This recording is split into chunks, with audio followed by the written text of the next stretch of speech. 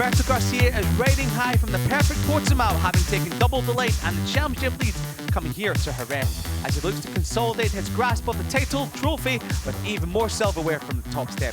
But the 4.2 kilometer, 2.75 mile Circuito de Jerez Angel Nieto is always ready to throw up a few surprises, and much like the 13 corners, twists and turns, not to mention Mattia Cassidy will be looking to rebound after losing the championship initiative with Alberto Sura, David Munoz, Unai Rodri all in the mix. Nothing is certain in Moto2.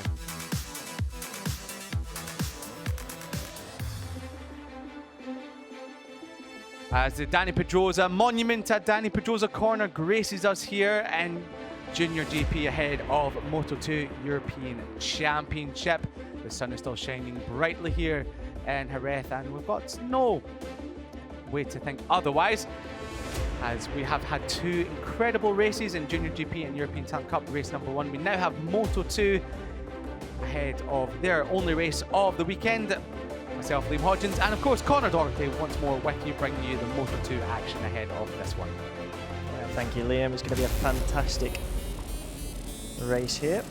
Yeah, we hope it's going to be a fantastic race, as it was back in Portimao for the double header in the Algarve. It was Garcia that shot away from his first ever pole position, but it was chased hard by Alberto Sura on the Bosco Scuro number 67 machine. They were chopping and changing through the majority of race number 1, but it was that decisive overtake that would eventually take Garcia to race-winning glory, his second victory of the season. Could he double up in race number 2? But it was ahead of race number 2 in the afternoon, where Roberto Garcia once again got the whole shot from pole position. A tough start there from former championship leader Mattia Cassidy as he dropped deep in the pack. Dani Munoz, he made a play for second and eventually set off after Roberto Garcia. However, after only a couple of laps of hunting down Garcia, he would slide out turn number 5 and Garcia would take his first double in Moto2.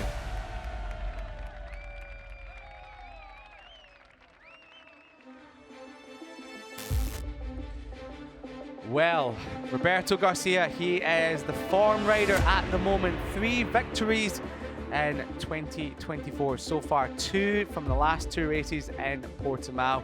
And Connor, Roberto Garcia starts once again from pole position here today, and it seems like he just has an extra couple of tenths over the chasing pack. They'll be out to try as they might from the lights out to try and stop him from winning here today.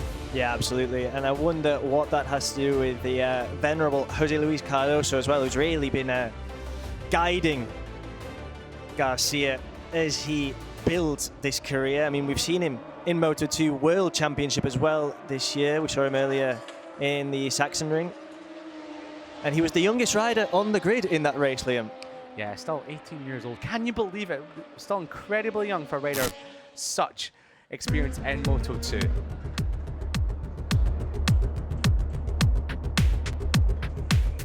Y la verdad que muy contento, hemos trabajado muy bien con la moto, hemos tenido muy buen feeling con todo el equipo. Sí que es verdad que las condiciones ahora han empeorado un poco con el viento, pero hemos sabido gestionar bastante bien ese viento y nada, la verdad que muy contento por la segunda pole aquí en casa en Jerez. Estamos ahora mismo líderes a 18 puntos de casa de ahí, pero vamos a intentar luchar por los 25 puntos de la primera posición aquí en Jerez.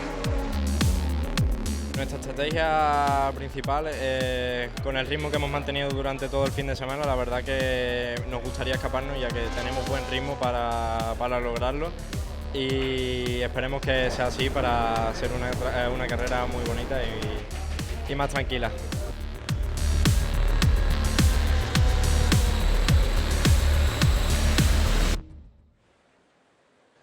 Pole position of a 141.102 takes all-time Moto2 lap record here in Jerez as he tries to shadow himself from the strong sunshine here in Jerez. And as we get racing underway in the Moto2 European Championship, Garcia leading the championship ahead of Mattia Cassidy, who's just wrapped up his season in the Moto2 World Championship. And as we're about to get ready for lights out in Moto2 in Jerez, we are reminded of how incredible these riders are in all racing categories around the world, of their unbelievable talent and unbelievable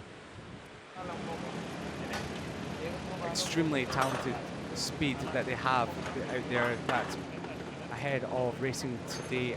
In the German Championship, we did lose Luca Salvadori, who we must remind you was racing in Moto2 previous years, and it was an incredibly fast rider in his own right in super big classes in much of Europe. So as we get racing underway here today, we do race in his honour, and there'll be so many riders out there, Connor, that will be with heavy heart racing under a shadow, but will be racing for Luca. So we send out our condolences from all of the JuniorGP paddock out to Luca's family and friends, and we're once again reminded of how difficult this sport can be. We both love it, and also it can be the hardest tragedy as well, but we hope to be racing in Luca's honour here today. Yeah, absolutely. Our thoughts are with him, and it's important to reiterate that before we begin racing here in Moto2 European Championship. Indeed, we race for Luca and Alberto Sura, Italian rider who will be looking for a strong result here today in Jerez after his victory in Misano at the start of the season. He picked up back-to-back podiums in the Algarve. He was showing good form in the Algarve, and he'll be well and truly in the mix from the second row of the grid. Alberto Sura from 4th position, and his teammate Mattia Casadei a little bit further back. We'll come to him in a moment.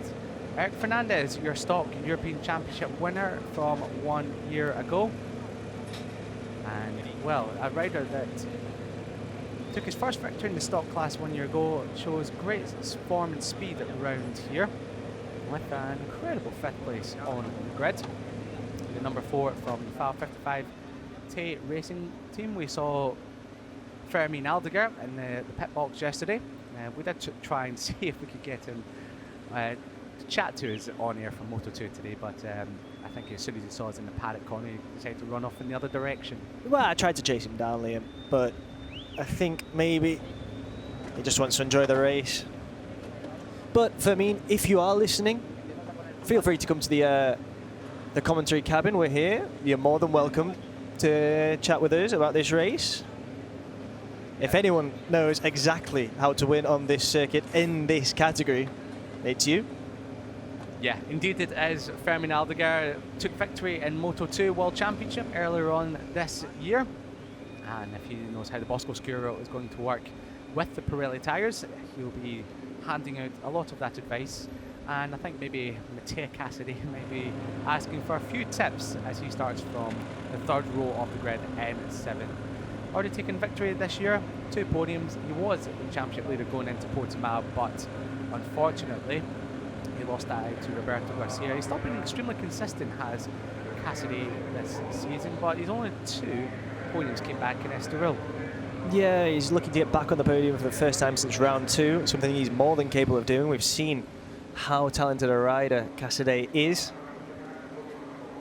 Yeah, Casadei, your, well, former Moto2 champion now, champion in 23, just missed out last weekend in Misano to Hector Garzo, who we did see a former rider in this category with Hector Garzo, but Matteo Volpi starting from the middle of row number 3 and 8th.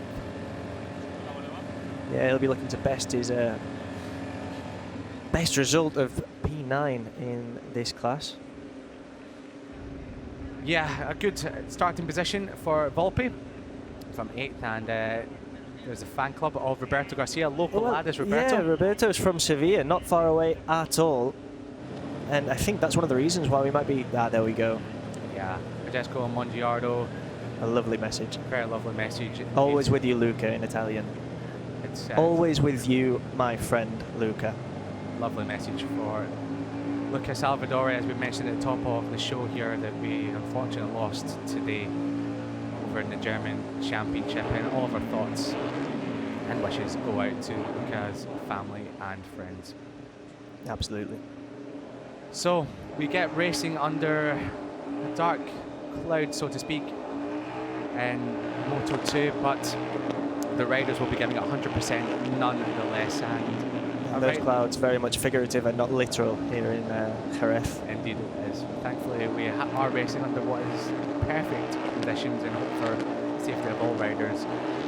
Today, as Harrison Voigt is starting to find his feet once again in Moto2. He did start off on the front foot in Moto2 last season, with not with victory, but a podium in his first ever race, before then unfortunately coming together with Carlos Tatai in race number 2 at S2L. Carlos Tatai, who we have seen in the paddock here. A big smile on his face considering the accident that he had at Portimao last year, which has unfortunately left young Carlos in a wheelchair. But if you follow him on his social media, he's an inspiration, is Carlos Tatai. He's always smiling, always pushing forward with his rehabilitation. We saw him this weekend and he was on top form, was Carlos Tatai, who was the victor here in Moto2 1 year ago. Yeah, 100%. There we have Josh Watley as well, who left the Moto3 World Championship, is now racing here. Yeah, Josh Watley, he's been showing good improvement so far this weekend. We just saw Jose Luis Cardoso give him a pat on the back ahead of his first ever Moto2 European Championship race. We're not expecting too much from Josh Watley in his first ever outing in Moto2, but maybe a top 10, a solid result for the young Brit. It wouldn't be bad at all. He was really quite impressive in qualifying. He really was indeed. We had noticed that he started off the weekend 3.1 off the pace of his teammate, and then has been closing that up as the weekend has gone on. So Josh Watley on bike number 70. Watch out for him, all you Brits watching here, as Roberto Garcia will go from pole position. Here we have the starting grid then. Roberto Garcia from pole. He's followed by Munoz and Oradre in row 2. Sora, Fernandez and Ferrandez. Row 3, Casadei, Volpi and Mongiaro. On row 4, Voigt, Hada and Watley. Row 5, Tapia, Di Vittori and Gimbert. Row 6, Al Kubaisi, Feyon and Inter. Behind them on row 7, Emmanuel Eisenkolb and Cretaro.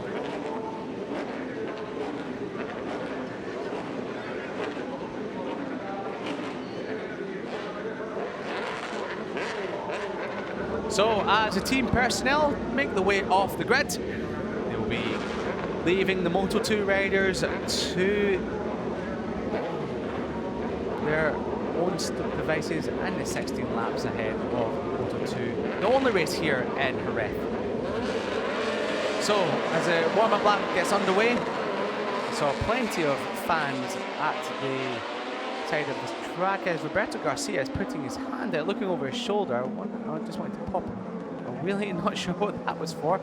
Yeah, thankfully Roberto Garcia, who is your pole sitter and championship leader, is able to get away. So yeah, Roberto, yeah, I'm not sure what was quite happening there with Roberto Garcia, but maybe had a bet with somebody at the end of pit lane just to say that I'll pop a wheelie. Who knows? I'm just grasping at straws here. He will be racing here today in front of a lot of fans. He's a local lad. He's doing incredibly well. He's leading the championship. We saw the fans there with a Roberto Garcia flag, and they do seem to be filling up for this Moto2 race, the stands.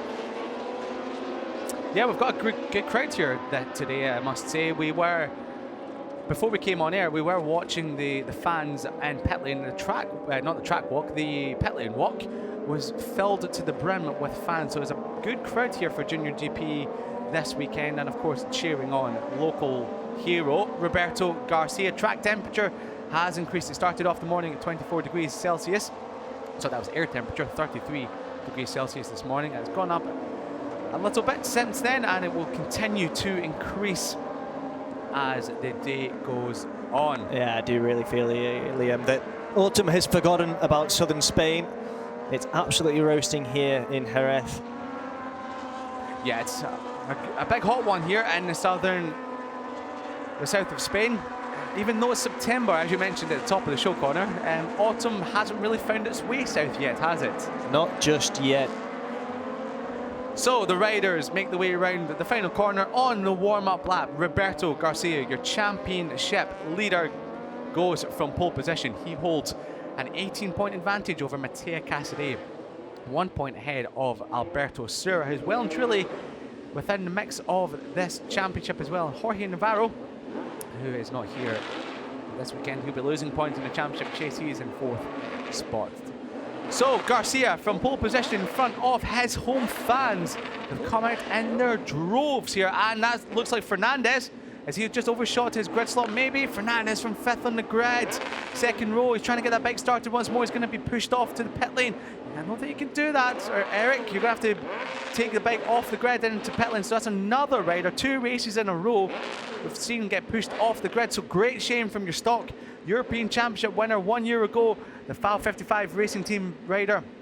He will have to start from pit lane, so that's going to put pay to his podium chances here in Jerez. Yeah, that's really unfortunate for the young rider. He'd done so well in qualifying to put himself into contention. Now, as you say, Liam, he's going to have to start from pit lane. Well, the other riders are waiting on the grid. The red lights go on, the revs are rising, lights out, and it's a great start from pole position for Garcia. Munoz gets off the line well. Sura from 4th on the grid, and finally, for once in the last few races, Cassidy makes positions off the grid and not losing them. So Cassidy, he's up from 6th. Well, he's from 6th on the grid and stays 6th. So Cassidy does remain in 6th spot after Eric Fernandez was pulled off the grid from his 5th position. But the view that nobody wanted was the view of the Cardoso Racing rider in front of them. Oh, a big moment there for Danny Munoz. He runs over those serrated curves, the Misano curves as they're commonly known. Had to set the bike up, had a bit of a tank slapper on, as Garcia, he holds an advantage by about half a second as he powered down the straight. Yeah, Munoz did really well there to maintain his place in 2nd position. Also from Seville is Munoz, so we've got 2 local lads leading this Moto2 race. Yeah, one local lad had a bit of a better start than the other one did, but it looks like so far what we've seen all weekend, Garcia has the pace. He said after qualifying that he wanted to get a good start, get out front, because he thinks the pace he's had all weekend means that he can bolt off at the front and leave everyone else to battle over 2nd and 3rd position. Yeah, Garcia, he looks, and I'm reluctant to say this at the beginning of a race, but given his form in recent races, nigh on unstoppable. He has been indeed. He's looking for 3 from 3 in Moto2 in the last couple of races. However, the rider that is chasing him down, Danny Munoz, he was in 2nd back in Portimao, race number 2, and to be fair to Danny Munoz, was beginning to close in the advantage that Roberto Garcia had before. He unfortunately came a cropper at turn number 5, tucking in front at the slow left-handed hairpin. So, at the end of lap number 1, the gap is already 9/10 of a second back to Danny Munoz on the Picanos Racing Team squad. If you're just joining us and you're wondering who that is in 2nd, yes, the livery is a little bit different to what it was in the first opening rounds of the season. They've now gone to a white and green machine. It looks very striking out there on track. Hopefully don't get it confused with the chatty bikes. And that's once again, Munoz, my goodness me, on the curb, off the curb, on the dirt, a big tank slapper. And just like lap number 1, loses even more time to Roberto Garcia, but hold it in 2nd place. He really is trying to motor on his Munoz. Thankfully, he's still on board that machine. Hopefully we'll see a replay of that, because that was a big moment as Sura takes over the advantage. And Sura looks like he's just lost all braking ability and charges past Fernandez back into the 4th spot. So it's all happening in lap 2 of Moto2. Yeah, it is. You would have thought that Fernandez or Sura would have been able to take advantage of that moment for Munoz. I think I might have just seen a bit, I'm not too sure, but it looks like one of the bikes in the background was smoking ever so slightly. I thought I saw some blue smoke coming from the back of one of the bikes. Hopefully it was maybe just a bit of dust from the gravel. So, well, here we go. Running deep, a bit of a moment on the rear end before he got on the curb, and look at that, full throttle, full commitment, Danny Munoz. It doesn't matter if it's tarmac or dirt, he's going to give it 100% anyway. And once again, he's throwing that Moto2 machine, that Picanos Racing Team bike, all over the racetrack. Yeah, absolutely. Amazing stuff there. That is Josh Watley, who's closing down Harrison Voigt. So Josh Watley, Brett Watch, he's gone from 12th on the grid up to 8th, and chasing Voigt, who's also had a good start from 10th on the grid up to 7th. So good start there from Voigt and Watley. Watley, once again, showing he's got good pace in this one. He did set on that previous lap a 42.9. and that was, well, 1.9 seconds slower than his race-leading teammate Roberto Garcia, but Roberto Garcia has been the cream of the crop so far this weekend. He's had a few tenths in hand over everybody else. Yeah, but that's to take nothing away from Watley, who's effectively making his debut here, Liam. Yeah, indeed he is. He's the first time on one of these Moto2 machines this weekend and doing himself proud indeed. He had a bit of a tough end to his Moto3 career, but thankfully he's found a new home with the Fantic Cardoso Racing Squad. And Josh Watley, who has come through the Fab Racing Series in the UK, through British Talent Cup, into Moto3 and now Moto2. And once more, that looks like, maybe it's just my eye deceiving me with the sun shining off the blue paint on the exit of turn number 7, but it looked like for a second one of the bikes had a little bit of smoke coming through, but I think it might have just been the sun glaring off the paint as Watley makes an aggressive but brilliant move up the inside of Harrison Voigt. That's up to second now. He's not just done with 7th, he's going for 6th as well. Unai Aradri, who's a previous winner here in Moto2. He's been on the podium this year, and he's got Josh Watley, a debutant in the class, climbing all over his rear wheel. This is a great showing from Watley, but Harrison Voigt, after that move from Watley, isn't having any of it. He had another look up the inside of the Brit, but as he exit Lorenzo corner, looked like Watley might have just got a little bit of a cleaner exit from the final corner. Unai Aradri is coming under attack from Watley. Yeah. Watley, wow, what a move. Started 12th on the grid. He's now up to 6th. Josh Watley in his first ever Moto2 European Championship race. He has gone from 8th on this lap all the way up to 6th. What a showing from the young British rider. What an adaptation to that Moto2 machine. And he's already gapping Aradri. Wow, what an... he's got a bit deep. Maybe I was hoping he wouldn't do Danny Munoz and ride over that curb. But Josh Watley is showing the speed and the talent we've known he's had his whole career. And maybe sometimes the riders just need a bit of a bigger bike, maybe a bit more power, so they can really show what they're made of. Well, he's still over 2 seconds behind Casadei. He's got a lot of ground to make up, but he's leading his pack here. He is indeed, and on that previous lap he was a 43 deads. That was only 7/10 of a second slower than Roberto Garcia, his race-leading teammate. So he has, as we said, every single session, every single lap this weekend, Josh Watley has been just chipping away at it, just closing in the leaders ever so slightly, lap by lap, session by session. His lap times have dropped a lot, and he's showing once again that his lap times are really competitive in this field. Harrison Voigt, he's now got through on Unai Aradri. It's been a disastrous lap, number 3 from Aradri. He's dropped 3 positions, not just behind Watley, he's behind Voigt and Taiga Hara as well, who's been a little bit further back than what we expected to see from the Japanese rider. Yeah, Aradri will be thinking, what is going on after that lap? Yeah, so we're going to keep a close eye on the gap at the front. It's now up to 1.7 seconds. However, on that previous lap, Munoz set his personal best lap of the race. It was a 10th of a second slower than Garcia. However, that's the closest Munoz has come to Garcia's lap time, basically all so far this weekend. So Munoz, the gap is 1.7 seconds. We saw this happen in Portimao. Garcia got away early doors, but Munoz began to close up your race leader, and it's getting even worse for Unai Aradri. He's now dropped behind Volpe and Mongiardo, and he's now got Jambert, the French rider, and his debut season as well on number 7, climbing all over the back of Aradri. So must be a problem. Oh no, that's Watley. He stuck out his leg. Watley's got a problem. No, that's such a shame for Josh Watley on the number 70 Fantic Cardoso Racing. He was in 6th position, showing absolute brilliant form in the opening stages of this race, but it looks like he's come under mechanical problems. So Josh Watley, who was making a name for himself in the opening few laps of this race, it looks like he's may have got going again maybe, so not sure what happened. Maybe a gearbox issue potentially, or some other problem, but Josh Watley... We'll have to see what happens there. Yeah, at the moment, they're potentially in the front end for Josh, but yeah, the Cardoso team, they'll be hoping that doesn't happen to Garcia, who on this lap has already opened up the advantage to over 2 seconds, 2.1 seconds from Danny Munoz. So as we watch one Fantic Cardoso Racing rider leading the way quite brilliantly, we just saw the second one of Josh Watley in his first ever Moto2 race put his leg out and pull off to the side of the circuit with clearly a problem. So, lap number 5, we've got 11 laps to go here for Moto2. And Danny Munoz, he has managed to reduce that gap again, so it seems sector 4 is a really strong sector for Danny Munoz. The gap is now 1.9 seconds. It was 2.1 through sector 3 and back down to 1.9. But it was 0.2 of a second slower than Roberto Garcia. Now, we've seen so far this year, Roberto Garcia does push on quite comfortably at the start of races and maybe just drops off a little bit with tyre management. However, Danny Munoz tends to go the other way with tyre management. We saw that at Catalunya. And Watley's dropped down the time.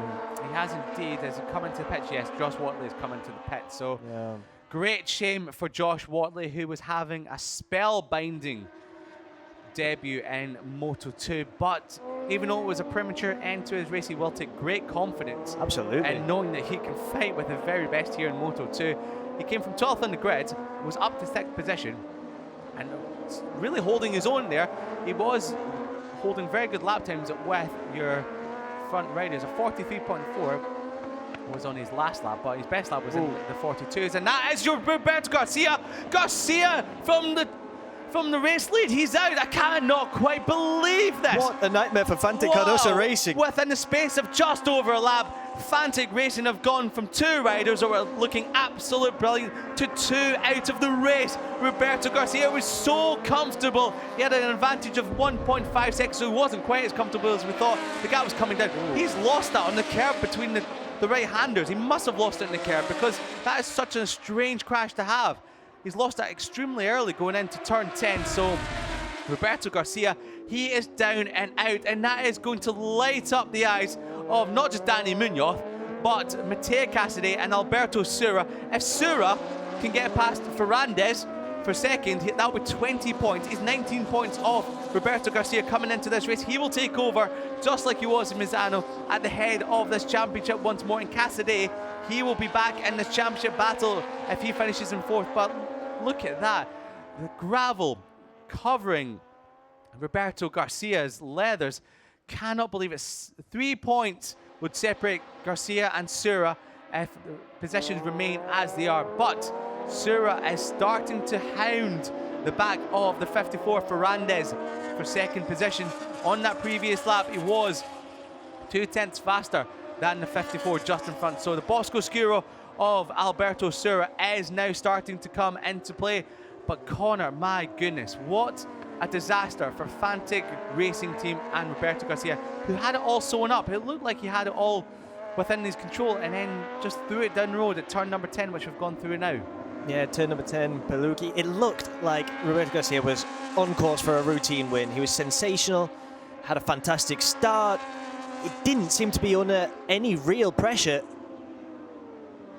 And he's crashed out of the lead from pole.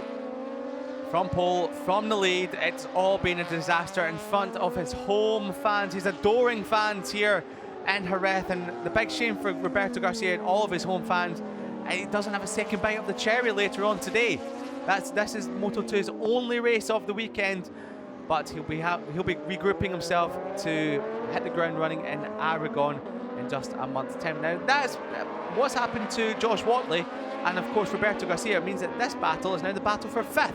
And Taiga Hara, who's had quite a difficult weekend so far, been mired back in the grid. He's come through and he's now leading it from Harrison Voigt, who's now starting to begin to show his form once again here in Moto2. Really starting to build confidence again on the number 29 Yamaha Stylo Philippines machine, the blue bike in the middle of your shot. And he's ahead of Volpe and Mongiardo, with Jambert inside the top 10. So great right here from Jambert, just behind them with Tapia on bike number 8, who had a big crash in qualifying yesterday. The team managed to get that bike rebuilt, and he is just at the back of the group there. As we see, that looks, is that Volpe that's gone deep? That might have been Volpe, who's missed his braking point completely and gone deep into Pedrosa corner. Yeah, also in this group earlier was Unai Aradre. He's also retired. We saw him dropping down the live timing earlier, and he has got into the pit as well. Yeah, it's a big shame there for Unai Aradre. So Aradre, there was clearly a problem for that number 10 STV Laglise Racing squad, and it was actually Volpe that dropped down the order. Volpe is now dropped behind Tapia, I believe so. Volpe's falling further down to so 13th now. Another bike with a problem. So another rider we've seen. This all of the mechanics have been working overtime. Yellow flags over the other end of the circuit, as we're now watching Mongiado make a move on Harrison Voigt. We saw that message to Lucas Salvador from Mongiado before this race began, and maybe just drawing even greater inspiration, and he's chasing down a top 5 here is Mongiado. And there he is, there's Volpe, the number 77. He must have had an issue then. He must have had an issue. There's no scuffs in those leathers. We did see him run deep at Pedrosa corner just moments ago. So Matteo Volpe, here we go again. So late on the brakes, Mongiado up the inside. Volpe just, can't get the bike stopped. So clearly not a rider error there. Something wrong with the machine. He'll be very frustrated. Here we are back at the front. Wow. Munoz. Here we go. So we thought Munoz, after Roberto Garcia dumped it in the gravel, was on course for victory here today. However, Ferrandis has other ideas. He's chasing his first ever Moto2 victory, and the Bosco Scuro of Alberto Sura is wanting to compound the disastrous day for Roberto Garcia by taking back the championship lead. So these three are really now starting to hot up this Jerez circuit. The gap has come down to half a second between Munoz and Ferrandis, and Alberto Sura, he is the fastest rider in this group. He was 4/10 faster than Ferrandis on the previous lap, and half a second faster than your race leader. So Alberto Sura on the Bosco Scuro, number 67, power sliding his way through turn at number 12. He's now starting to come to the fore in this race. Yeah, Sura really in contention for a first win since Misano earlier this year. Yeah, so Alberto Sura did have a brilliant start to the season with victory in Misano. Went off the boil a little bit in the rounds preceding that in Estoril and Catalunya, but came back to the fore in Portimao and is now looking the hotshot favourite in this race so far. Yeah, he was really consistent in Portimao. I think that's the important thing at this point, and that's what's going to be crucial to his bid for the Moto2 European Championship title. Yeah, it's not about who can rack up the most amount of victories in Moto2 this season. It's about who can be the most consistent and make the least amount of mistakes, as we saw from Roberto Garcia. Absolutely rapid most of the time, but there's a few errors that have creeped into his game so far this season. Will we have a move for second? Yes, we will. So, Sura, both almost tagging the back of Munoz. I think Munoz came to them a lot faster than they both believed. So Sura, he's now into second. He's got by far the best pace of the top three. And Ferrandis, back up there. Oh, crash! He had a bobble mid-corner. Ferrandis took advantage, but took away Sura's front wheel. There was contact there. Sura down, head in his hands. Oh my goodness me, what a moment in the championship. Yeah, 3 become 2. It's now Munoz followed by Ferrandis, but Alberto Sura will be so frustrated after that crash. Contact with Ferrandis as well. I noticed on the previous lap, Ferrandis had just almighty mid-corner speed through turn number 7, but it looked like maybe Sura just ran a little bit wide into 7. Ferrandis saw an opportunity, but will there potentially be a penalty coming for the 54, who now sees his first ever victory in Moto2 within his sight? But hopefully Alberto Sura is okay. Now, what does this do for the championship? Well, we might have a change for the lead, so that might change the championship. There we go, Ferrandis. Wow, Ferrandis looking good, but he might have that cloud hanging over him in terms of a penalty. I don't think he'll be thinking about that right now. I don't think he will indeed. He's just all guns a-blazing for this victory in Jerez with 5.5 laps remaining. Munoz, he looks like he's been struggling a little bit in the last couple of laps, but maybe he'll be able to tag on to the back of Ferrandis. We will hopefully see a replay of that incident that happened at turn 7 a lap ago between Ferrandis and Sura. There's Sura's bike getting carted away, a fast place to go down. Here we go again. So, yeah, Sura was a bit deep, I think, and then Ferrandis, he looks over his shoulder after that contact. Oh, that is nasty. He tumbles through the gravel trap to Sura, head over heels, so that's not what you want to see. Hopefully, Alberto Sura is okay. We will keep you up to date if we hear anything about Alberto Sura, but he is out for the count. Gravel all over the racetrack after that crash. So Sura, he looked like he was about to take the championship advantage over Roberto Garcia, who is out of this race. And that leaves Matteo Cassidy looking for his first podium since Estoril race number 2. He was 18 points off Garcia coming into this round. If he finishes in third, that's 16 points. He will only be 2 points off Roberto Garcia. So Garcia, after looking like he was about to lose his championship, he's been handed a present on his plate, as now Munoz is looking to retaliate on front. Oh my, Getting very close. Oh, and here comes Fernandez again. Watch out, Munoz. We know what he did to Asura a couple of laps ago. He means business. He's out for blood. As for Fernandez, he's out for his first victory in Moto2. Yeah, absolutely. Fernandez, he's got victory in his sights here. Yeah, he's either making sure he takes it or he's going to potentially punt you out the way trying. And Munoz runs a little bit deep into turn number 2. That's given Fernandez the initiative. A couple of bike lengths between the top 2 now. So Munoz just backing off a bit here. Yeah, exactly. Maybe just letting Fernandez. Fernandez, you do you. Yeah, these two were having a great scrap for the final podium positions back in Portimao race number 1. And it was Fernandez on that occasion that came out on top. But will he come out on top for his first ever victory? It looks like maybe Munoz is struggling a little bit with something as big. I've seen him stick out his left leg under braking, and he was having a bit of a moment on the front end. It looks like he's really struggling to keep that bike under control. We've seen him come down the back straight, really sort of wrestling with the throttle or something going on with the number 17. Not sure if it's an issue or just maybe the way that Munoz rides sometimes. He is very extremely aggressive with his machine and the fast changes of direction. But yeah, through that second right-hander, I've seen him stick out his leg a couple of times on the left foot peg. Seems to be okay that time, so maybe it's just the way he's riding. He's all action is Danny Munoz on most occasions, but it just seems to be he's even more so this time around. So we're about to complete lap number 8 here. There'll be 4 more laps to go. Sorry, not lap number 8, lap number 11. There'll be 4 more laps to go as across the line. And then once again, he just really smashes down the throttle and tucks himself into behind that bubble of the number 17. Further back behind his top 2 is Mattia Casadei. He's just coming out the final corner now. He'll be picking up his 3rd podium of the season, 16 points for Casadei. Yeah, Casadei just needs to keep calm at this point. Yeah, he's picking up some important points. He's not really featured much in this race, but with the crashes of Sura and Garcia, he's promoted him into 3rd position. And further back, another 10.7 seconds back, Hada is now holding 4th over Jambert. So Jambert is having an inspired ride. He's come through the pack and he's in 5th. So Jambert on bike number 7. 10 places. He has indeed. He's ahead of Harrison Voigt and Tapia, Pitaro and Phil Lawn there into the top 10. And Eric Fernandez, who we saw getting taken off the grid because of his bike not starting, or, well, unstarting, we should say. Some kind of issue. No, there was some sort of issue. He got wheeled off the grid into pit lane, a pit lane start. He's now inside the top 10, and he's showing even better pace. He's in the 143s, this Fernandez, so that's quicker. That's quicker than Casadei. Yes, that is quicker than Casadei. Wow, well spotted there, Connor. So he's the 3rd fastest rider on the track behind the top 2. Well, we were saying it at the beginning when we were looking at the grid that he looked like a rider that was very much in contention for a podium finish. And that unfortunate start meant that...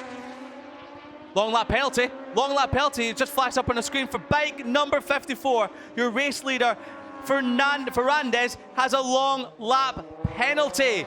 So we're not surprised. We thought it was coming, but we've just had it confirmed to us. A long lap penalty for your race leader, bike 54. We've just seen a shake of the head.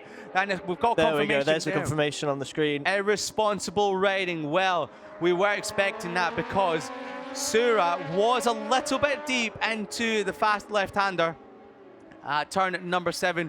Fernandez saw an opportunity, but that opportunity wasn't. Here we go again. A bit of a bobble in the front end from Sura. He goes a bit deep, but Fernandez left no margin for Sura there and completely wiped him out. So there we go, the number 67, and as such, it takes for hard watching that. Sura just tumbling through the gravel trap, heel over head. So Fernandez, who could prove very costly for Fernandez. It can indeed. Him, and with 2 laps to go here, 2.5 laps to go, this surely has given Munoz the initiative to take victory here, because you'll lose about 3 seconds in the long lap penalty, which will be taken at Lorenzo Corner, the final corner.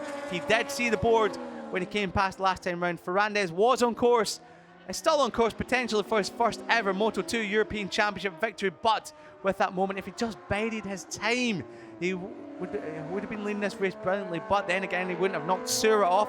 Sura would still be in this race, and Sura did look like he did have the best pace. We were saying just prior to the crash, Sura looked like he was the rider in contention for the top spot on the podium. Yeah, so Sura, well, he won't take any solace from this whatsoever because he is out the race. Ferrandez comes to the penalty. Look, will he take it? Yes, he will. Later on the brakes, make sure you don't touch the green area. Oh, that was very close in entry, very close in exit, and that looked like it might have been on the bubble there, but it looked like it was. Yeah, we might have to see some replays of that. We did see Fabio Quartararo here in the MotoGP race last year just run on the green on exit ever so slightly and was handed a second long lap penalty. Well, not what you want to see. Not at all. But however, he only lost 2 seconds in that. Then, oh, a bit of a slide from Munoz. So Munoz, with 2 laps to go, he now has the lead of the race. What can Ferrandez do? Now we have a battle on our hands. Now Ferrandez has served his long lap penalty. 2 laps to go. Ferrandez is pushing and running as wide as you like onto the curbs.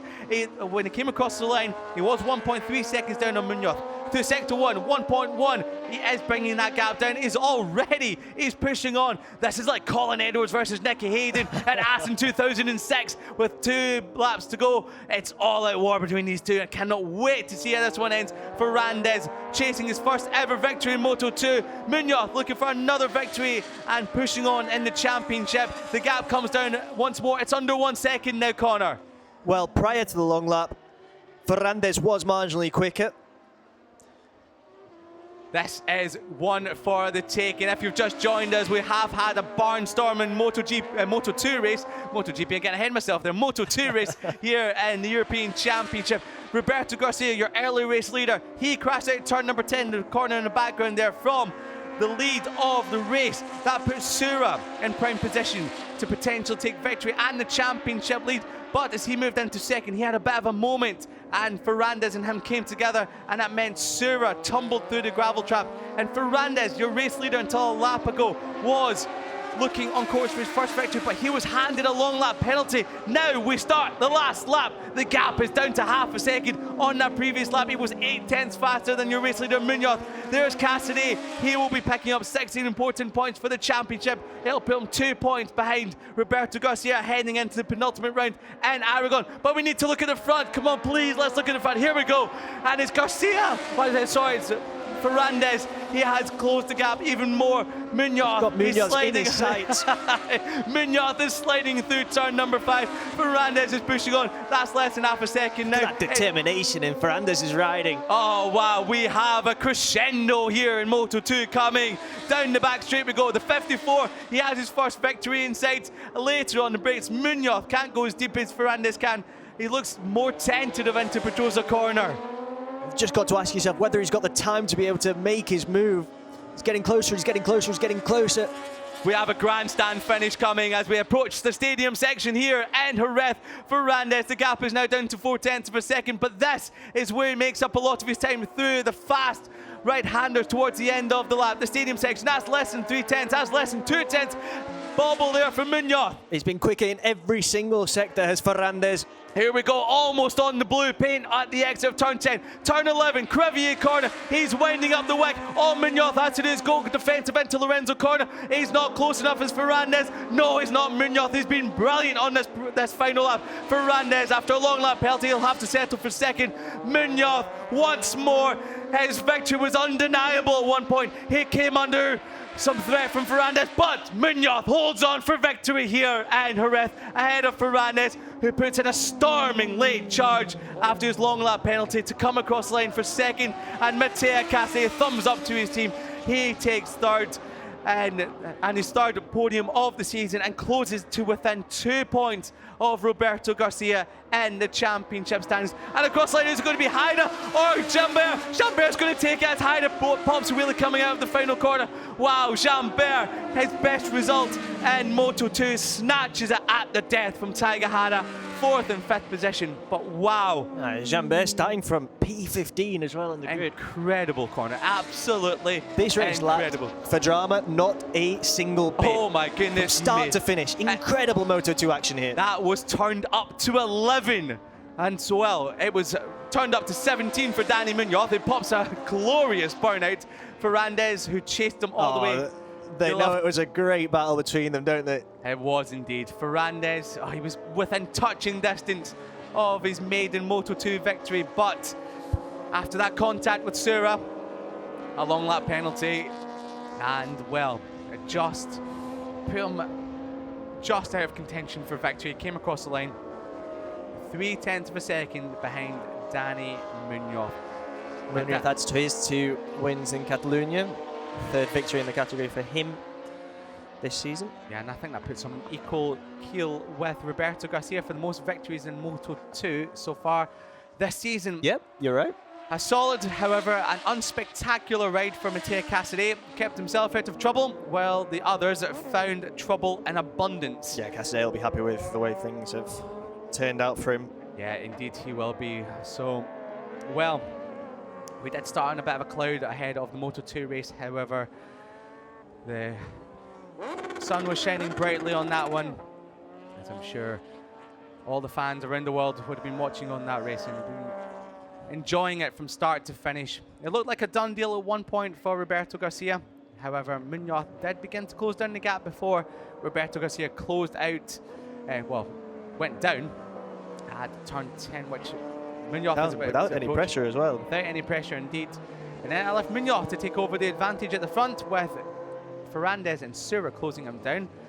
But then Sura, well, fortunately came a cropper of Ferrandez's aggression. Let's not forget as well that Munoz is one of the home heroes here. He's from Seville as well, so the fans will be thrilled to see one of their own coming out on top here in Moto2. Yeah, indeed they will be. Munoz, well, I think that has just thrust himself back into title contention. And Munoz, well, he was stock European champion last year, missed out on race victory at Jerez after a late overtake from Eric Fernandez, who after starting from pit lane came across the line in 9th. So great result there for the number 4. Munoz is making that Triumph engine bounce off the rev limiter to whole melody of cheers as he comes into Parc Fermé. As a home hero, as Connor just quite rightly pointed out. And well, after Garcia, another home hero, crashed out from the lead, all the hopes were pinned on Dani Munoz, and he did not disappoint. Dani delivered here in Jerez for his 3rd victory of the season, and well, has he just become a late candidate for championship glory in 2024. Ferrandez, he'll be pleased with that one, but he'll be wondering what else more he could have done. After a late collision with Alberto Sura, he did several long lap penalties, pushed on in the last 2 laps, closed in Dani Munoz. The penultimate lap, he was 0.8 of a second faster than Munoz.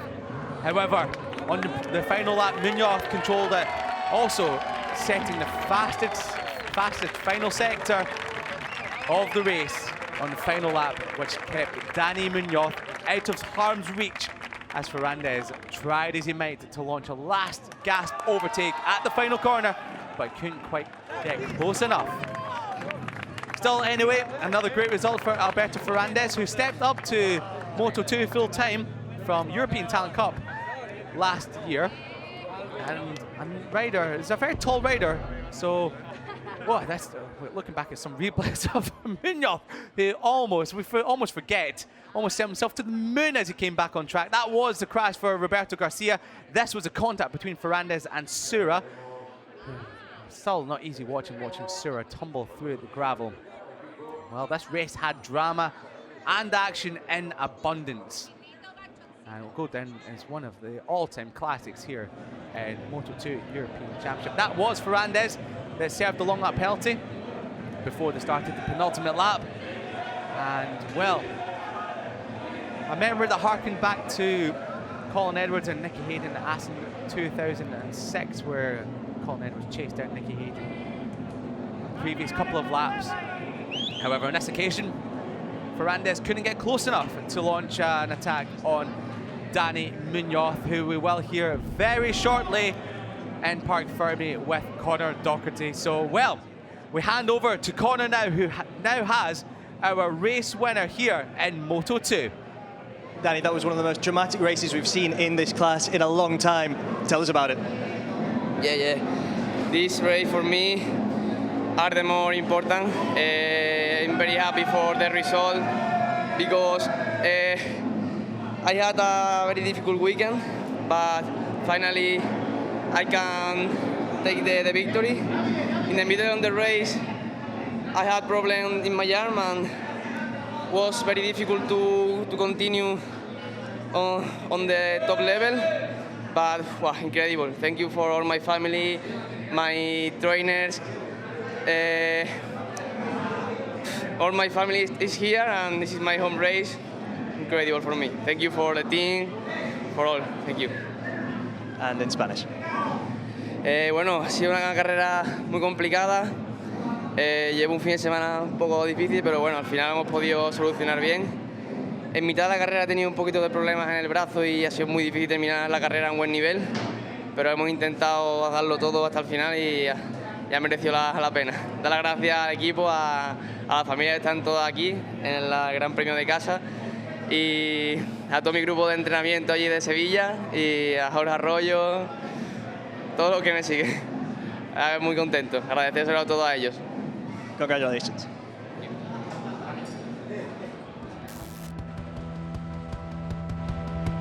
It was a home hero heroics from Dani Munoz as he took his third victory of the season.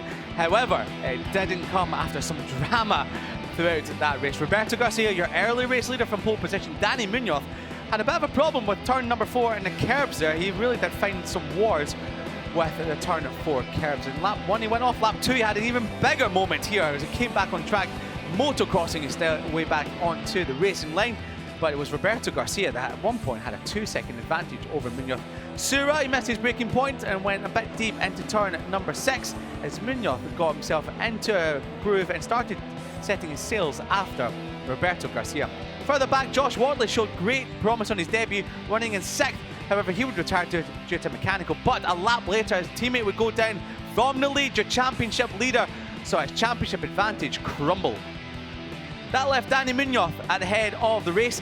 Now, he did mention he was struggling with some arm problems throughout that race. I wonder if that was his reaction to it when you saw him really pressing the throttle down the back straight, just suffering with the arm problem. Volpe went out after that moment at turn number 6. Another mechanical for another rider. Now, the top 3 began to close up with Alberto Sura making his play for second. This would be the last corner he would complete in the race before the next corner. Ferrandez made a move on Sura, who ran a little bit deep, but then came together, and it was Sura that was tumbling through the gravel trap. Fernandez, he made his move on Munoz for the lead of the race, but there was a shadow cast over him for a long lap penalty, which was then given and served just before the penultimate lap. Then, towards the end of the race, Fernandez closed down the advantage, try as he might to try and get his first Moto2 victory. He could not deny Dani Munoz victory here at home in Jerez, his third victory of the season, with a burnout to boot. And he now closes in on the championship with Garcia and Sura out of action.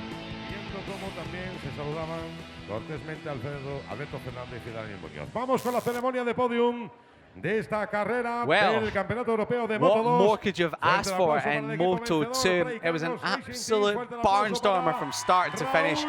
We had a few retirements, some crashes, some mechanicals, but at the end of the day, it was all Dani Munoz that came to play, and he took full advantage of that, as did Mattia Cassidy, who stayed out of trouble with probably the most understated ride of the season so far for Cassidy to finish 3rd. Ferrandez, he came a cropper of a long lap penalty after some contact with Sura, but he could not stop Dani Munoz from taking victory here in Jerez. Yeah, he's absolutely thrilled with that home win. He is indeed. As I said, got lots of family, lots of friends here to watch him take honours, as his team has been handed the team winning trophy from Mr. Jean-Marc Deneau. FIM Vice President of Europe hands over 3rd place trophy to Mattia Cassidy, his 3rd podium of the season, and a trophy that will be one to remember. Alberto Ferrandez, not Eric Fernandez, which I mentioned when you were away doing the interview corner. He takes 2nd, but Dani Munoz with the biggest cheer of the day takes victory in Jerez, his 3rd of the season, and closes in on the championship.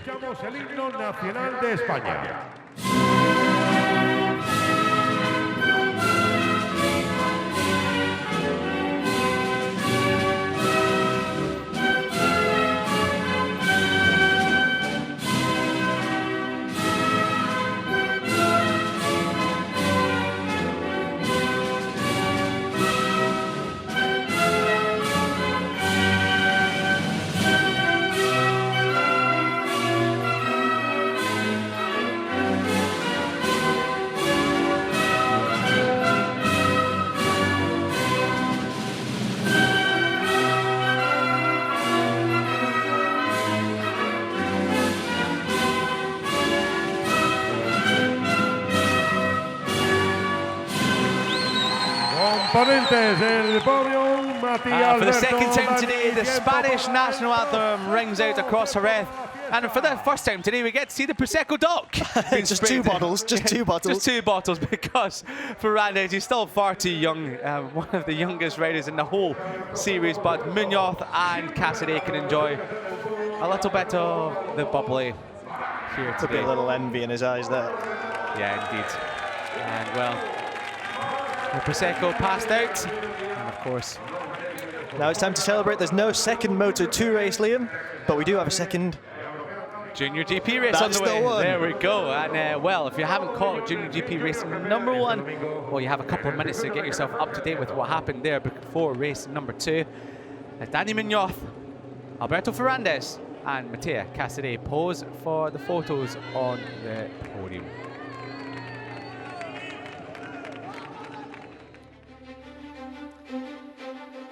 These are the final results of the Moto2 race. Then Daniel Munoz, we just saw there on the top spot of the podium. In first, he was followed by Alberto Ferrandez and Mattia Cassidy on the rostrum. In fourth, Joan Gimbert. Fifth, Tiger Hada. Sixth, Harrison Ford. Seventh, Marco Tapia. Eighth, Jacopo Cretaro. And in ninth, Eric Fernandez. In 10th, Lorenzo Feon. 11th, Gianpaolo Di Vittori. And 12th, Abdullah Al-Kubaisi. 13th, Francesco Mongiardo. 14th, Channon Inta. 15th, Jonah Eisenkolb. 16th, Jeffrey Emmanuel. And then we saw, unfortunately, Alberto Sura crash out. And also out with Mattia Volpi, Roberto Garcia, the championship leader, Josh Watley, who had been fantastic until his race came to an end, and Unai Oradri.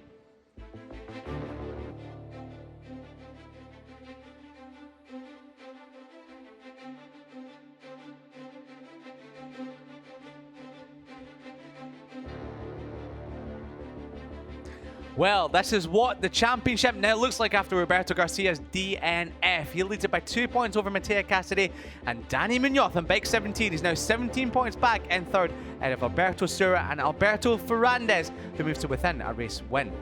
Jorge Navarro, who wasn't here this weekend, he slips down to sixth out of Tiger Hada, Unai Oradri, who DNF'd in the race due to a technical problem, and Eric Fernandez inside the top 9. Joan Gimbert, after that fourth place finish, moves himself inside the top 10 out of Francesco Mongiardo, Harrison Voigt, who showed well again here today out of Lorenzo Felon, Matteo Ratto, and Marco Tapia rounding out the top 15. Just behind them, Kauto Toba and Matteo Volpi. Kauto Toba missing in action this weekend, and Volpi coming a cropper to a DNF. Brett Roberts, who was also missing this weekend, in 18th ahead of Cutaro. Gianpaolo Di Vittori running at the top 20 ahead of Ivo Lopez, Kubasi, Eduardo Montero, Shannon Inta, and Maxwell Toth in 25th position. And just outside the top 25, we have Hochwick in 26th ahead of Charles Aubry, and it's going to be rounding out the 28 runners and riders. Well, that is Moto2 done and dusted here in Jerez, and it is Dani Munoz on bike 17. He moved to within 17 points of the championship lead. Roberto Garcia DNF'd in the race. Alberto Sura crashed out, but it was Dani Munoz who prevailed in Moto2 European Championship as we roll on to Aragon in 1 month's time.